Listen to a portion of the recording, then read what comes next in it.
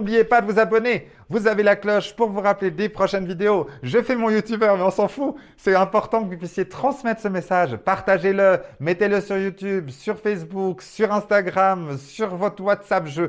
Partagez. Et voilà. Amour, amour, amour. Bonjour les vivants, j'espère que vous allez bien. Aujourd'hui, j'ai envie de vous parler d'un sujet qui me touche personnellement, enfin qui m'a touché personnellement pendant longtemps, toute mon enfance scolaire en fait. Et pour le coup, je vais essayer d'être le plus précis concernant ma vision des choses et aussi de ce que j'ai eu comme retour en fin de compte des adultes. Et je me rends compte que la vision des adultes était assez biaisée face à ce que moi je vivais à l'intérieur avec mes pensées et ce que je ne disais pas.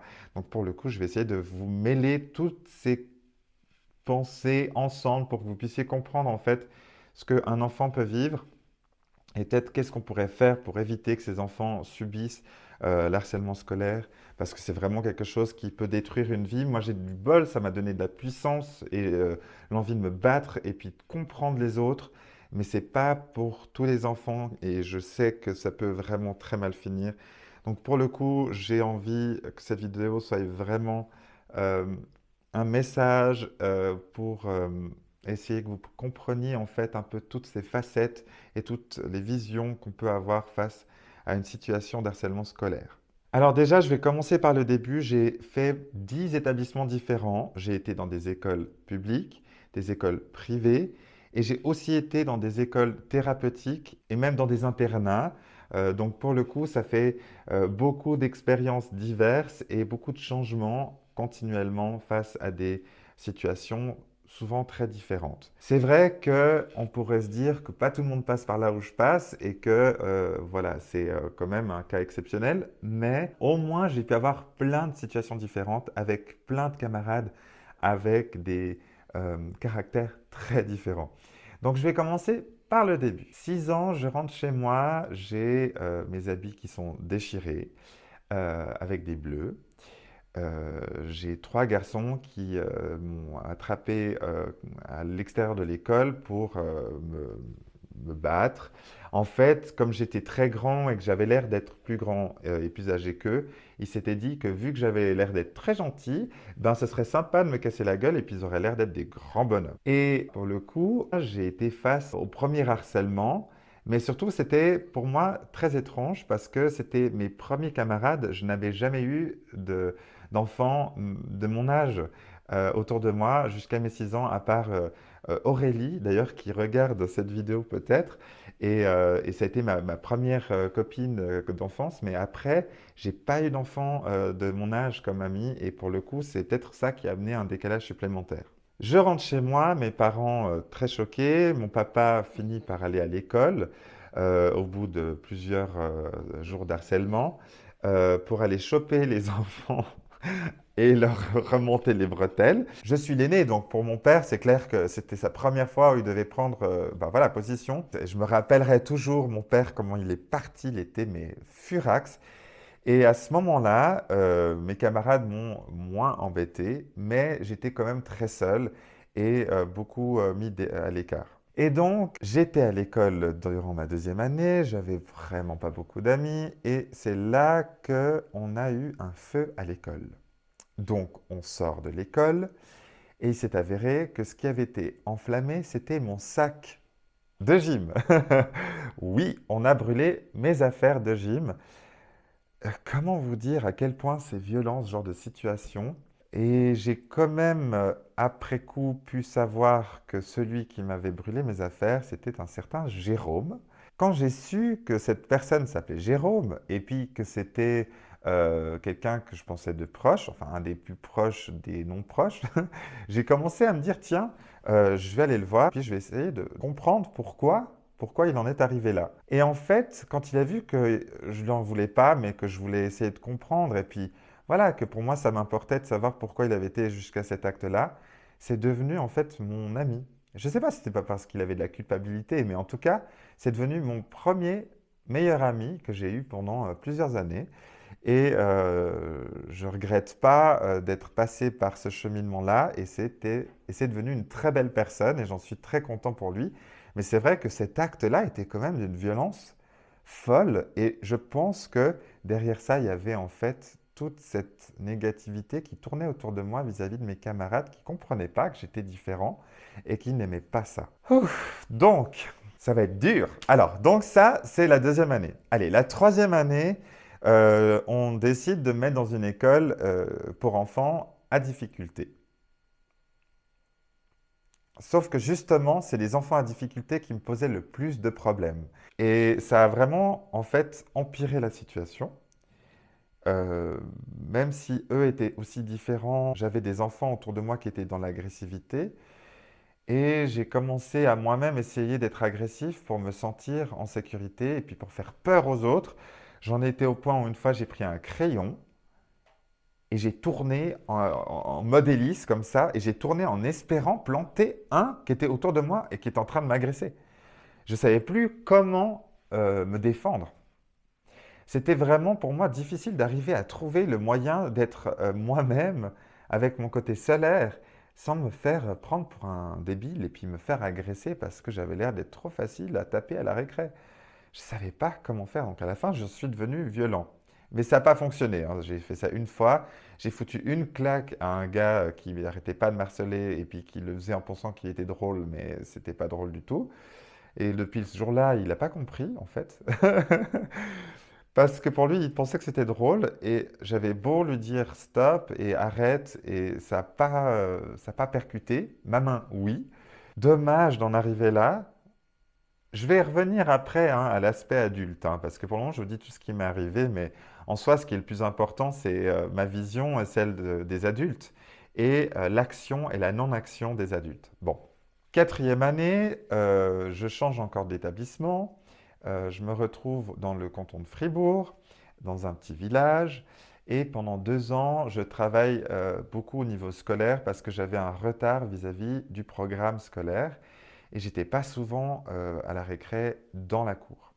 Les seules fois où j'étais dans la cour, le professeur a essayé de m'inclure et de me mettre parmi les garçons sur des activités sportives, genre le foot, etc. Sauf que, n'ayant eu jamais touché un ballon, et surtout n'aimant pas spécialement et n'étant pas très habile avec mes pieds, c'était compliqué à arriver de pouvoir leur donner le retour du ballon, tout simplement.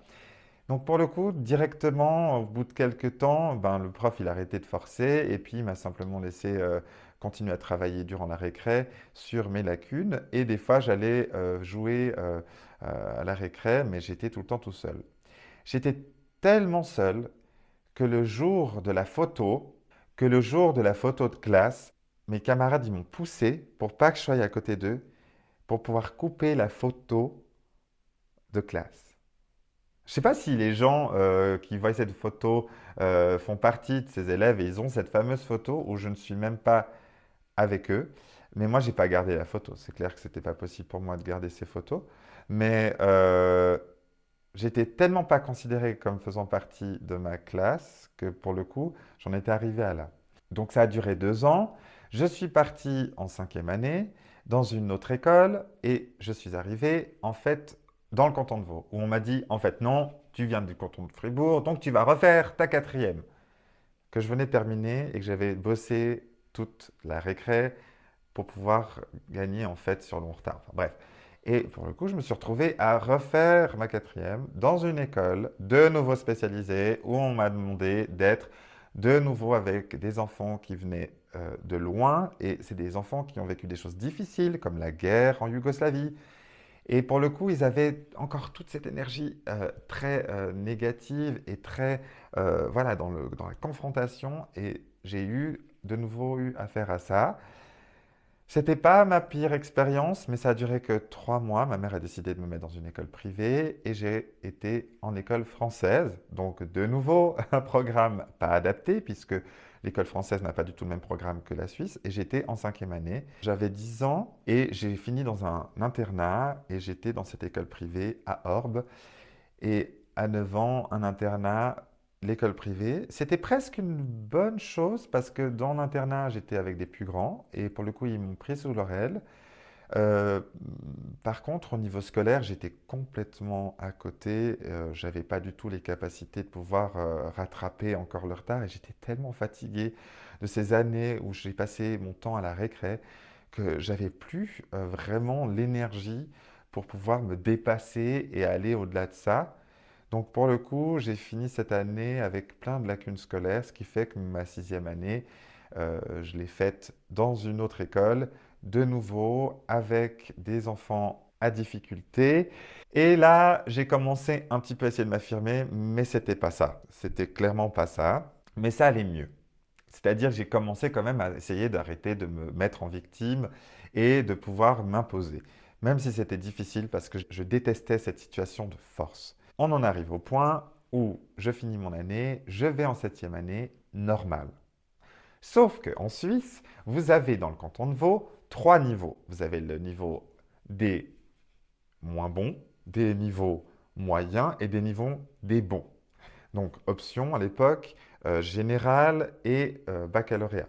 J'étais avec les options dans un énorme collège. C'est un collège qu'on dit ou un lycée, je ne sais plus. Enfin, une énorme école, vous voyez. Et vous aviez la partie pour les gens qui étaient en option. Ils avaient carrément fait des annexes avec des espèces de trucs préfabriqués pour nous foutre dedans parce qu'ils ne savaient pas où nous foutre en fait. Avec leur système, ils étaient déjà tellement pleins que tout ça, ça a mis énormément de complications. Mais c'est surtout qu'ils ont mis toutes les personnes à difficulté encore une fois dans le même bateau. Moi, je suis hyper fâché de cette année parce que j'ai fait 3 mois et je me suis retrouvé avec des jeunes qui étaient tous ensemble, en meute, en train de se battre, d'avoir des couteaux, d'avoir des coups de poing. J'avais 12 ans. Waouh! Et là, je me suis fait traiter voilà, de tout. J'ai essayé de rester dans ma bulle. J'étais encore plus loin. J'essayais d'embêter les filles pour avoir un contact avec elles parce que c'était un peu difficile. Et, euh, et en fait, ouais, ça a été 3 mois de calvaire. J'avais un prof adorable, mais il n'arrivait pas à mettre de l'organisation et surtout de l'autorité dans la classe, ce qui fait qu'on n'arrivait à rien. Je veux dire, chaque cours était pénible. Ça a été un calvaire du début à la fin. Et lui, je ne sais pas comment il a fait pour arriver à tenir le coup. Enfin, c'était vraiment la période bad boy américain, etc. Et j'étais entouré de ça avec tout ce que j'avais vécu avant. Euh, Ça a été mais une claque. Je me suis dit, mais c'est pas vrai. Et j'ai fini à l'hôpital. J'ai été agressé de nouveau, mais pas qu'une seule fois. Là, pour le coup, c'était plusieurs fois. Et j'ai fini à l'hôpital parce que la infirmière de l'école m'a envoyé en urgence. J'avais une tension de 190, 19 pour les Français, c'est-à-dire proche de la crise cardiaque. Si j'avais 80 ans, j'aurais pu y passer. Voilà, tout simplement, c'était vraiment inquiétant. Ma mère m'y a amené et à partir de là, ils se sont rendus compte que je commençais à avoir de la phobie scolaire. Enfin, c'est pas comme ça qu'ils l'ont dit, c'était pas quelque chose de très connu à ce moment-là.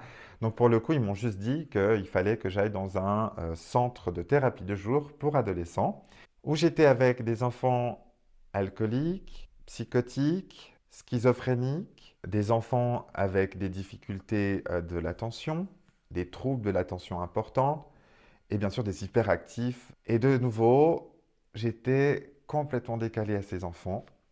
Mais là, j'ai dû réagir vis-à-vis de ma survie parce que j'ai eu une agression avec un gars qui est arrivé avec un couteau et qui a voulu ben, me poignarder. Et là, directement, j'ai pris ses mains, je l'ai chopé par les mains et je l'ai soulevé et je l'ai mis contre le mur.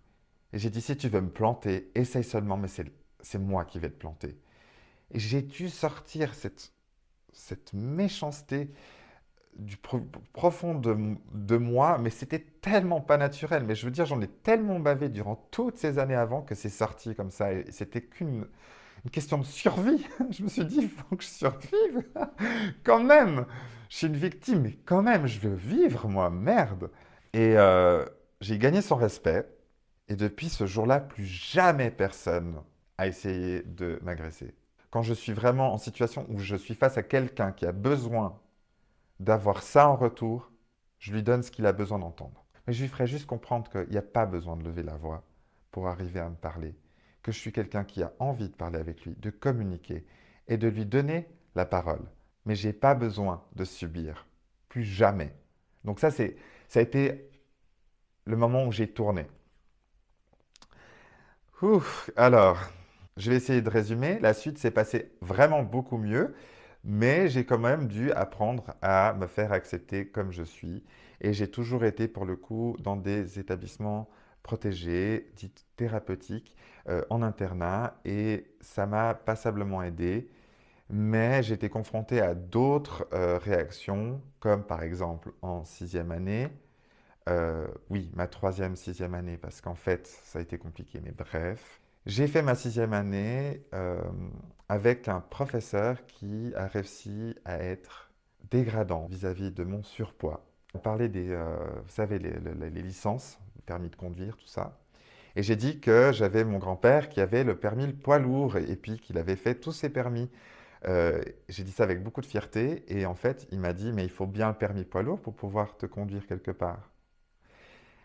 Alors là, je suis parti de la classe, j'ai été voir la directrice et je lui ai raconté. Et je lui ai dit, je ne rentrerai plus jamais dans cette classe.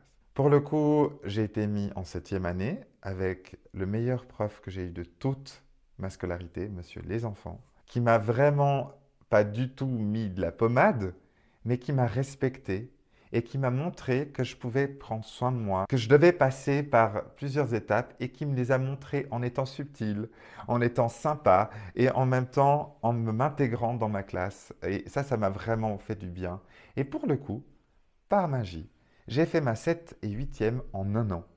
J'ai tout rattrapé, mon retard scolaire, enfin pas tout parce qu'il y avait beaucoup, mais j'ai quand même énormément rattrapé mon retard scolaire et j'ai pu finir ma 8e année tranquille durant la deuxième année. Voilà ce que c'est l'harcèlement scolaire dans toute sa splendeur. Un enfant qui subit l'harcèlement scolaire, c'est pour deux choses principalement. C'est soit parce qu'il est différent et qu'il ne voit pas la vie de la même façon que les autres, soit parce qu'il a un physique différent. Et c'est vraiment quelque chose qui fait un peu chier dans cette histoire, c'est que c'est d'être différent en fait. Mais bon sang, on est tous différents. Et on essaie de nous mettre dans des cases pour nous demander d'être comme tout le monde.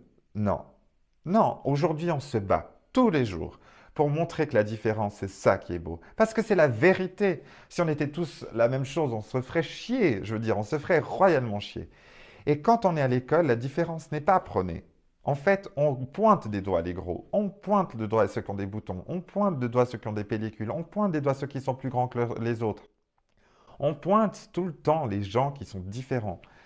Ça commence à aller mieux, je le vois, mais c'est pas suffisant. Alors, c'est là où je vais en venir maintenant, c'est vis-à-vis de l'aspect des adultes. Ma mère s'est battue toute ma scolarité. Mais toute ma scolarité, elle a été voir les profs, voir les éducateurs, voir les psys, parce que j'en ai vu plein, hein, vu ma situation, j'en ai vu plein. Elle a été voir tout le monde pour vraiment leur faire comprendre la base. Vous êtes sûr que vous avez compris mon fils? Est-ce que vous êtes sûr que vous faites les choses bien vis-à-vis de comment vous gérez la situation de votre classe, de votre internat, de votre centre, de tout en fait? Il y a eu des choses tellement absurdes. On s'accroche. J'espère que vous êtes encore là parce que vraiment c'est important pour moi. Et puis, vous vous rendez pas compte à quel point ça peut aider les gens, ça peut aider les parents, ça peut aider les professionnels. Parce que je pense qu'il y a plein de professionnels qui ne pensent même pas une seule seconde à ce que nous on pense quand on est dans la situation en tant qu'enfant. Donc, je vais commencer par le début. Dès ma première année, on m'a mis en situation d'échec. On ne m'a pas du tout donné l'opportunité de pouvoir commencer simplement mon année dans une structure normale. Et je pense que ça vaut pour tous mes camarades de cette année-là. En fait, on les a dit, vous êtes différents parce que vous êtes de l'étranger, parce que vous êtes analphabète, dyslexique, et en fait, on nous a tous mis au même endroit. Et puis la prof, elle se retrouve comme ça avec plein d'élèves différents qui n'ont pas du tout les mêmes problèmes. Là où je veux en venir, c'est que c'est pas important, ces enfants, ils ont le droit d'avoir ces problèmes, et moi le premier, je veux dire. C'est le fait qu'on ne donne pas une structure adaptée pour ces enfants-là et qu'à la fin, on leur fasse subir encore plus leurs problèmes ou leurs différences. Et ça, pour moi, ça a été vraiment le nerf de la guerre durant toute ma scolarité. Ça ne change pas qu'on doit gérer des milliers d'enfants et que pour le coup, on ne peut pas faire une carte spécialisée pour chacun. C'est vrai, c'est pas possible. Donc tout ça pour dire que la structure dans laquelle j'étais souvent n'était pas adaptée. C'était pas trop les cours, c'était souvent la récréation. Parce que, en fait, le problème dans le harcèlement scolaire, c'est quand il n'y a personne pour voir que vous avez été harcelé. Et c'est ça qui a été le problème et le nerf de la guerre. C'est qu'à chaque fois, à la récréation, personne. Personne. Je me suis retrouvé, à l'âge de 10 ans, à mettre une bouteille véridique dans mon sac de gym de ananas grappa, ces bouteilles en verre, je ne sais pas si vous vous rappelez, d'1 litre, que je tournais avec mon élastique pour essayer de le foutre sur mes camarades qui voulaient se battre contre moi alors que je ne voulais pas. J'en étais arrivé à là, et pourtant j'étais à la récréation dans la cour. Alors oui, je sais, vous devez, vous les profs, prendre des pauses. Mais quand même, quand on commence à 8 heures du matin et qu'on termine à 16 heures, on peut prendre le temps de rester là pendant les 15 minutes ou faire une garde alternée.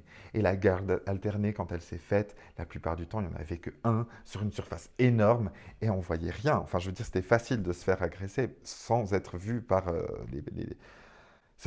Excusez-moi, mais ça m'énerve à un tel point parce que je veux dire, prenez des médiateurs. Parce que, je veux dire, si vous, en tant que prof, vous en avez marre de voir la gueule des enfants parce qu'ils vous cassent les bonbons pour, euh, pour toute la journée et que pendant la pause, vous avez besoin de prendre votre pause, ben, mettez des gens qui sont adaptés à pouvoir gérer, de nous accompagner. Pas dire non, c'est pas bien, arrête. Il va rien comprendre. S'approcher, dire qu'est-ce que tu fais? Pourquoi tu es agressif comme ça? Qu'est-ce- Tu te rends compte quand même que tu es en train de lui faire mal? Alors maintenant, on va aller discuter. On va aller discuter.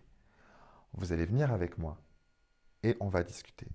Et on met l'enfant face à l'autre enfant et on leur dit les bases du respect, les bases de, du lien qu'il y a entre un enfant et un autre.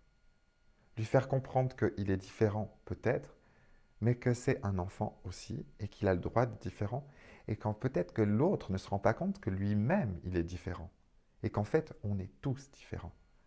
C'est juste ça en fait. Ce qui se passe, c'est qu'à la fin, on est en train de crier et puis au bout de la deuxième, troisième, quatrième fois, on va chez le directeur et on se fait crier dessus chez le directeur. Il y a peut-être quelque chose qui ne va pas, non? Je veux dire, est-ce que vous n'avez pas un autre message que de mettre les enfants sous tension? Vous ne pensez pas que justement on l'est déjà assez? Même moi qui étais victime, je me suis retrouvé à être en train de me faire crier dessus, alors que j'étais une victime. Quand on en arrive là, quand on en arrive à avoir des adultes qui prennent même pas votre défense alors que vous êtes en train de vous faire casser la gueule, mais comment vous voulez qu'on arrive à sortir de cet état de victime? C'est impossible. Et qu'on soit l'agresseur ou la victime, cette approche, elle est mais complètement caduque. Elle est mauvaise. C'est une gangrène, quoi. Une gangrène d'agression supplémentaire. Il n'y a rien de positif dans cette approche-là. Rien du tout. Je me suis senti agressé par mes camarades, mais je me disais quand même, c'est normal. Ils ont mon âge et puis ils ne me comprennent pas. Et j'ai pu tellement analyser en fait que ces enfants n'arrivaient pas à me comprendre et que c'était tout ce qu'ils ne comprenaient pas qu'ils avaient envie d'agresser. Et d'ailleurs, c'est toujours le cas, d'ailleurs, dans le monde des grands, hein, dans les adultes, dès qu'on ne comprend pas, on agresse. Enfin, je veux dire, ça devient vite un élément de haine. Et ça, en étant petit, je ne pouvais pas en vouloir à mes camarades. Et d'ailleurs, j'en ai jamais voulu à mes camarades. Comme j'étais tout seul tout le temps, je regardais comment mes camarades se comportaient. Et je voyais toujours la brute, les suiveurs, les passifs, ceux qui vraiment étaient presque un peu transparents, mais qui arrivaient quand même à, voilà, à se faufiler dans la masse. Et puis, il y a cette hiérarchie qui s'impose automatiquement. Et je voyais sur ces gens-là, même les suiveurs ou même les gros boss, je voyais des couleurs. Et ceux que j'ai toujours vus sur des couleurs qui étaient vertes, mais qui étaient méchants parce qu'ils étaient en train de suivre le bosseur, ils avaient beau être les méchants, soit les suiveurs, soit même les boss, et ben, quand je les ai revus plus tard, ben, c'était des gens bien. Et je me suis rendu compte que j'ai quand même réussi à déceler le bien chez les autres. Et ça a été une capacité que j'ai pu développer grâce à cette situation. Le fait que quand je regarde quelqu'un, je vois tout de suite si c'est quelqu'un qui transmet du positif ou du négatif, mais que derrière, s'il se sent mal ou bien. C'est facile d'avoir un sourire et puis de se sentir bien. Mais si au fond on est mal, ben il y a des gens qui ne voient pas qu'on est mal. Mais moi, je ne peux pas, je suis désolé. Il y a souvent mes amis qui me disent arrête, t'es chiant, j'ai pas envie d'en parler.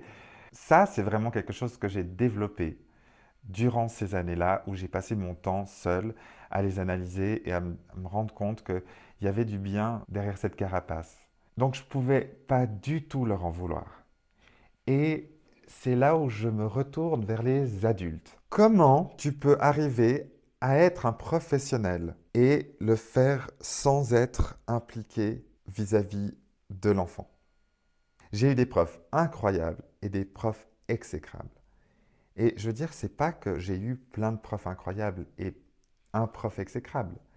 J'ai eu plein de profs incroyables et plein de profs exécrables. C'est-à-dire que c'était vraiment mixé. Et le nombre de profs qui faisaient ce travail en n'ayant aucune envie de le faire, mais qui le faisaient pour les vacances et pour la paye, je peux vous dire que ça m'a choqué. Ça m'a vraiment choqué. Et en plus, quand ça travaille dans un centre spécialisé, alors là, ça va pas. Moi, je pense que c'est la chose qui m'a le plus choqué de toute mon enfance. C'est la fois où j'ai eu ce gars qui m'a dit, mais il faut bien une licence de camion pour pouvoir te transporter. Et des pics comme ça, mais j'en ai eu plein. Franchement, on ne peut pas laisser des gens comme ça éduquer nos enfants, quoi. C'est pas possible. Et si, c'est possible. Parce que quand vous décidez d'être prof, si vous réussissez vos examens, ben vous réussissez vos examens, puis vous pouvez travailler.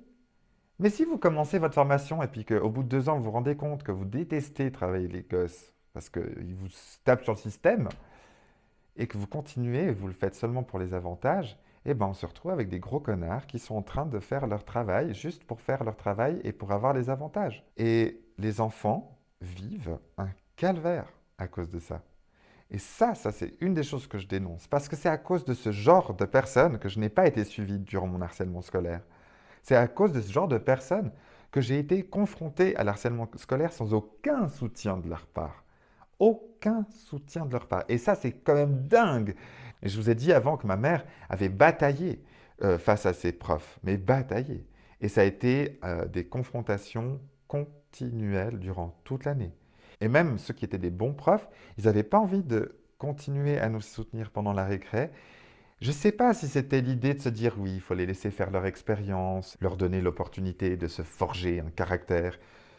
Moi, je vous dis tout de suite, c'est bullshit. C'est bullshit. Vous devez accompagner vos enfants dans l'apprentissage de la relation sociale. C'est important. C'est la base du moment où ils se connectent à leur façon de communiquer.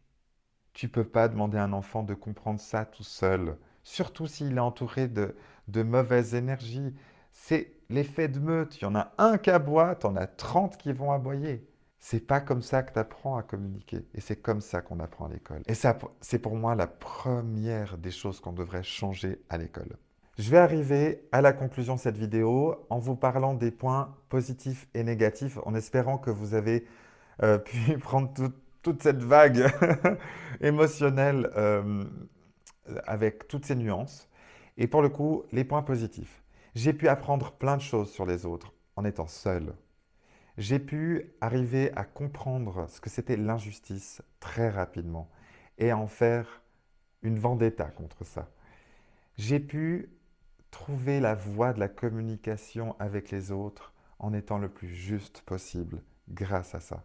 Il n'y a pas non plus trop de positifs de plus parce que j'ai vécu un calvaire, mais n'empêche que ça m'a aidé pour ma vie d'adulte. Et ça, je le renierai jamais. Maintenant, les points négatifs. J'ai été constamment dénigré, que ce soit autant par mes camarades que par certains de mes professeurs. Je n'ai jamais été décelé véritablement. Exemple, je savais que j'étais homosexuel à l'âge de 6 ans. Personne ne m'a posé la question de toute mon enfance jusqu'à mes 17 ans. personne. J'ai dû en parler moi-même. On ne m'a jamais parlé de l'homosexualité de manière ouverte. On ne m'a jamais parlé de l'homosexualité pendant un cours sur l'éducation sexuelle. On ne m'a jamais dit que j'avais le droit d'en parler. Jamais. Il y a même une fois où je me suis retrouvé avec un de mes camarades devant la directrice, ma maman, mon psychologue, la psychothérapeute. J'ai vraiment eu tout le monde, même mes parents, vraiment tout le monde, avec les parents de mon camarade et mon camarade. On était tous là et ils nous ont regardés, ils nous ont dit, est-ce que vous avez eu des relations sexuelles? C'est très grave. Alors, premièrement, c'est une accusation d'un autre camarade qui n'a strictement rien vu. Et deuxièmement, si ça avait été le cas, on avait 12 ans, on était dans l'exploration de notre sexualité. Est-ce que franchement, face à tout le monde, sans même avoir eu une concertation, demander avec une accusation comme ça à votre enfant, vous pensez que c'est la meilleure façon de pouvoir mettre en confiance cet enfant pour parler de son homosexualité? Il est homosexuel. Jamais ça va changer. S'il est homosexuel, il sera homosexuel. Point. Point barre. Et non, ça ne va pas aider à ce que l'enfant puisse faire son coming out. Ça ne va pas aider à ce que l'enfant puisse s'accepter comme il est. C'est encore un poids supplémentaire que j'ai sur les épaules. Donc, ma mère, encore une fois, que je remercie vis-à-vis de ça, parce que vraiment, elle m'a soutenu. Elle a essayé de me faire cracher le morceau, mais après, j'étais tellement traumatisé de ce qui venait de se passer. Elle m'a dit, elle m'a pris one-to-one, elle m'a dit, Vincent, tu sais, tu peux m'en parler. Non, non, il s'est rien passé, il s'est rien passé. Alors c'est quoi la vérité? On ne sait pas, mais on s'en fout. On s'en fout, le plus important c'est comment on peut aider nos enfants.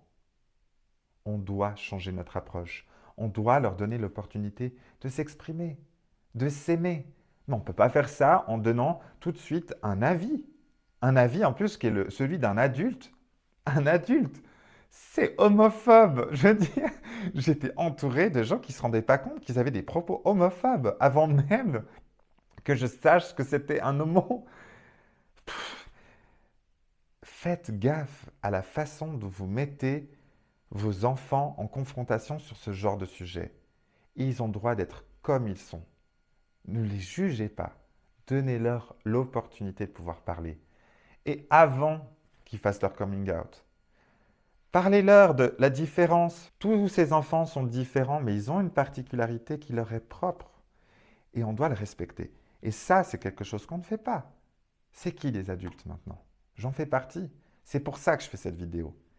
Et jamais, autant jamais, je ne serai d'accord avec ce genre d'agissement. Vous êtes parent, vous êtes éducateur, vous êtes professeur. N'oubliez jamais ça. Votre approche, c'est celle de l'ouverture. Si vous avez un avis négatif, cet enfant, il va le sentir. Et si lui, il sait que vous avez un avis négatif sur son sujet, parce qu'au fond de lui-même, il sait qu'il est comme ça, il va se sentir mal. Mais ça ne va pas changer. Il va être comme ça toute sa vie. Et ça, c'est le pire dans cette histoire. C'est que vous avez cette responsabilité. Vous devez vous prendre, je ne sais pas moi, une boule de... pour sortir de cette connerie de jugement à la con et donner de l'amour, donner de l'ouverture d'esprit. Apprenez aux autres à comprendre ce que c'est la différence dès le plus jeune âge. Ne pas fermer les égouttilles. Laissez-vous l'autorisation de temps en temps mettre votre grain de sel, mais en ouverture d'esprit, c'est le plus important. Voilà. Restez pas passif face à ces enfants. Mais je parle de tous les enfants, hein. Je ne parle pas que des enfants différents. Je parle de tous, parce qu'ils sont tous différents. Au fond, ils ont tous quelque chose à découvrir. On découvre tous quelque chose de nous-mêmes.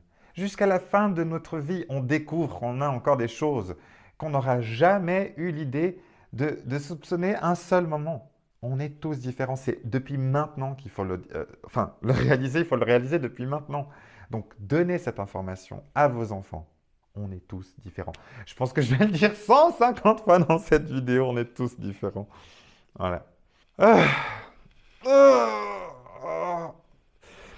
Sur ce, les vivants, et c'est pour ça que je dis les vivants, c'est parce que nous avons tous des cellules et à partir du moment où on peut communiquer, c'est ce qui fait que je pense qu'on peut dire qu'on est des vivants. En tout cas, des vivants parlants. Alors, parlons-en. J'espère que cette rubrique de On en parle, ça vous plaît. N'hésitez pas à mettre des commentaires, de parler de vos expériences. Je vais répondre à tous vos messages. Je vous fais plein de gros bisous. Voilà, c'était une session émotion intense. Ça me rappelle juste à quel point c'est important. Je vous fais plein de gros bisous. Bye les vivants, à tout bientôt. N'oubliez pas de vous abonner. Vous avez la cloche pour vous rappeler des prochaines vidéos. Je fais mon youtubeur, mais on s'en fout. C'est important que vous puissiez transmettre ce message. Partagez-le, mettez-le sur YouTube, sur Facebook, sur Instagram, sur votre WhatsApp. Partagez. Et voilà, amour, amour, amour. Bye les amis. Mouah.